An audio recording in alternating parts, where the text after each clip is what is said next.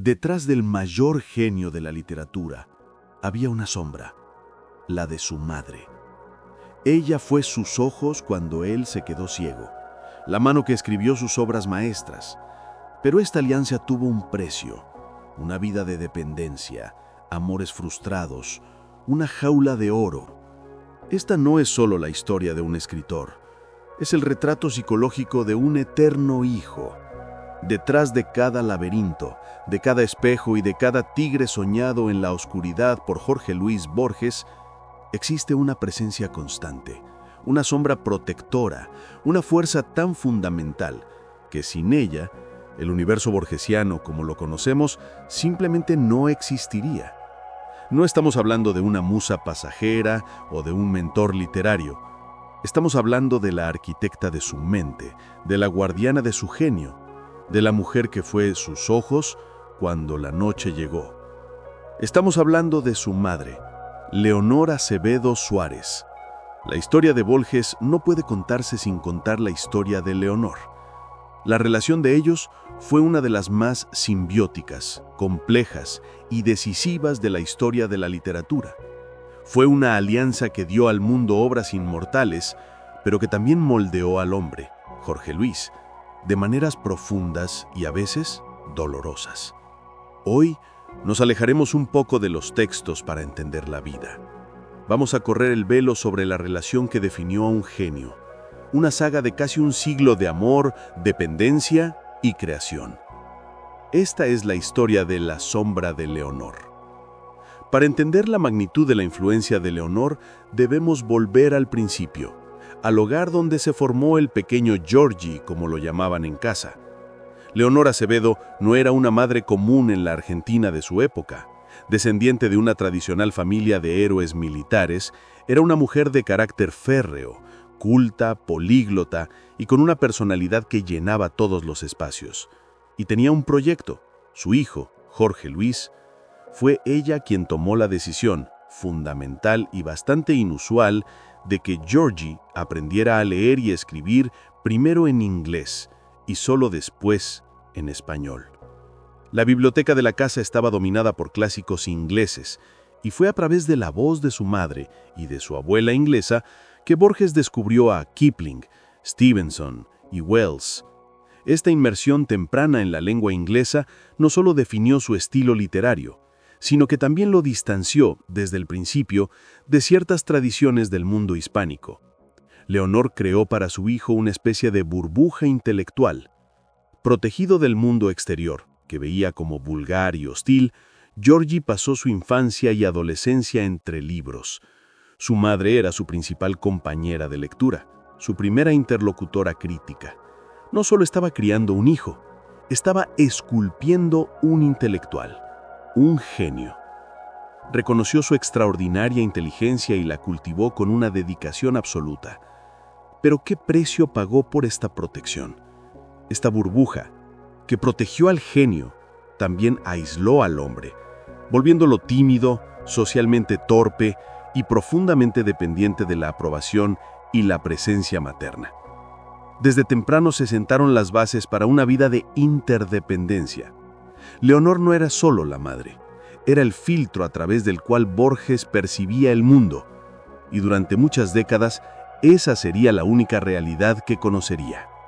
La segunda fase de esta relación, la más larga y quizás la más conocida, comienza con el avance de otra sombra en la vida de Borges, la lenta e inexorable ceguera.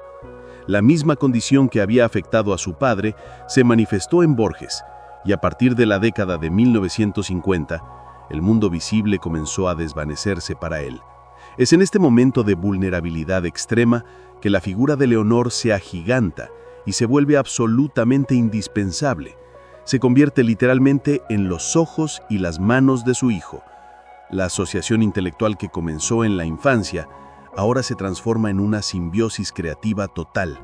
Las obras maestras de la madurez de Borges, los libros que cimentaron su reputación mundial, como El Aleph, El Hacedor y tantos otros, no fueron escritos, fueron dictados. Imaginen la escena que se repetía día tras día, durante décadas, en su apartamento de Buenos Aires.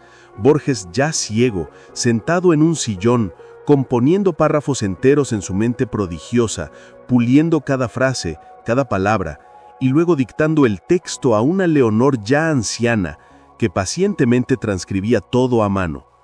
Ella no era una mera secretaria, era su memoria externa, su primera editora. Le leía en voz alta durante horas, manteniendo viva la llama de su erudición, y se convirtió en la guardiana de su obra. La genialidad de Borges floreció en la oscuridad precisamente porque tenía la luz de la presencia de su madre. Sin ella es probable que su producción literaria hubiera disminuido drásticamente o incluso cesado. Esta colaboración es uno de los casos más extraordinarios de la historia de la literatura.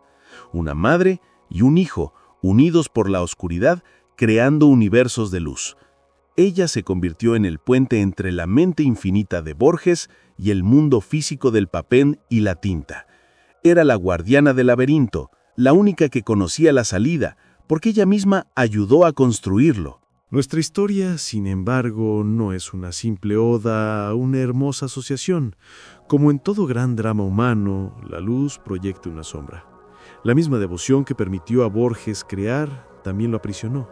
La presencia constante y la personalidad dominante de Leonor tuvieron un impacto profundo y a menudo devastador en la vida personal y afectiva de su hijo.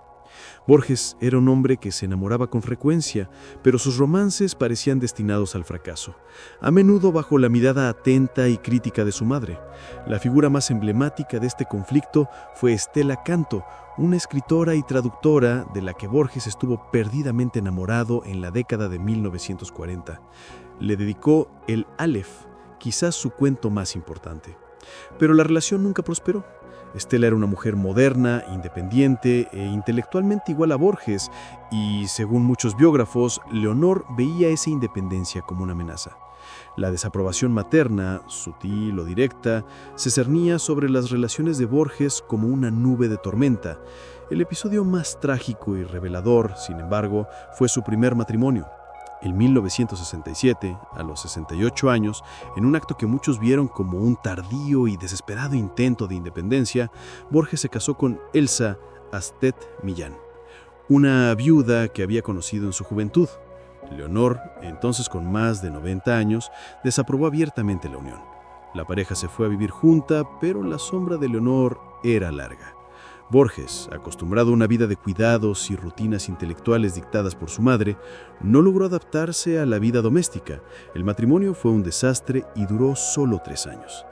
Tras la separación, Borges, humillado y derrotado, volvió a vivir con su madre. El intento de fuga había fracasado.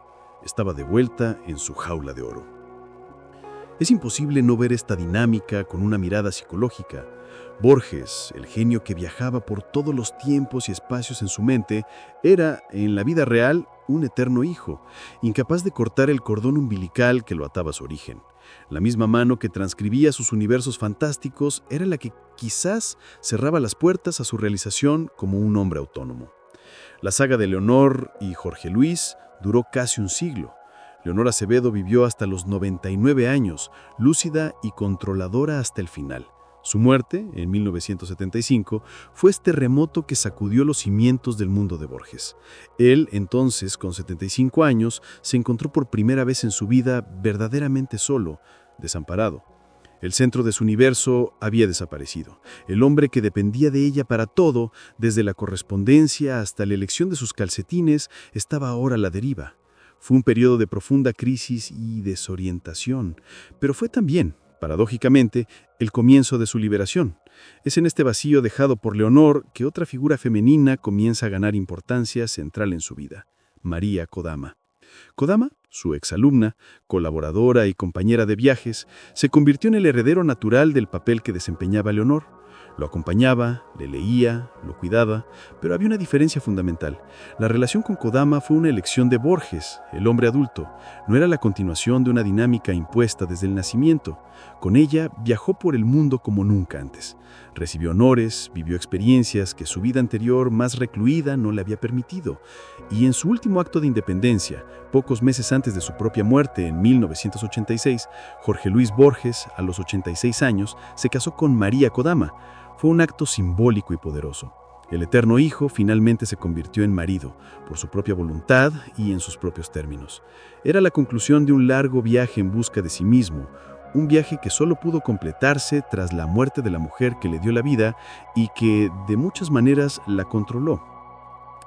El legado de Leonor es, por lo tanto, profundamente ambiguo. Fue sin duda la catalizadora de su genio, la socia indispensable sin la cual la obra de Borges no sería la misma, pero también fue la arquitecta de su soledad, la sombra que durante tanto tiempo oscureció su felicidad personal. Entender esta relación no es juzgar, sino comprender la compleja y a menudo dolorosa alquimia que forja una vida. Jorge Luis Borges, el hombre que soñó con el infinito, vivió su mayor epopeya no en un laberinto de Creta, sino en la relación con su madre. Una historia de amor, sacrificio y, finalmente, de una liberación encontrada en el último atardecer de su vida. La historia de Borges y Leonor nos enseña que los laberintos más complejos no están en los libros, sino en las relaciones que nos forman. Comprender las sombras que nos han moldeado, ya sean de protección o de control, es el primer paso hacia nuestra propia liberación. Que el largo viaje de Borges en busca de sí mismo nos inspire a encontrar la llave de nuestras propias puertas, sin importar qué tarde parezca ser. Si este viaje al alma detrás del genio te ha conmovido, deja tu like para que más personas descubran esta historia humana y poderosa. Inscríbete para no perderte nuestros próximos análisis profundos sobre la vida de los grandes maestros. Y ahora queremos proponer una reflexión en los comentarios, con esta pregunta: ¿cuál es la sombra, ya sea una persona o una idea, que más ha definido quién eres hoy? Agradecemos inmensamente tu tiempo.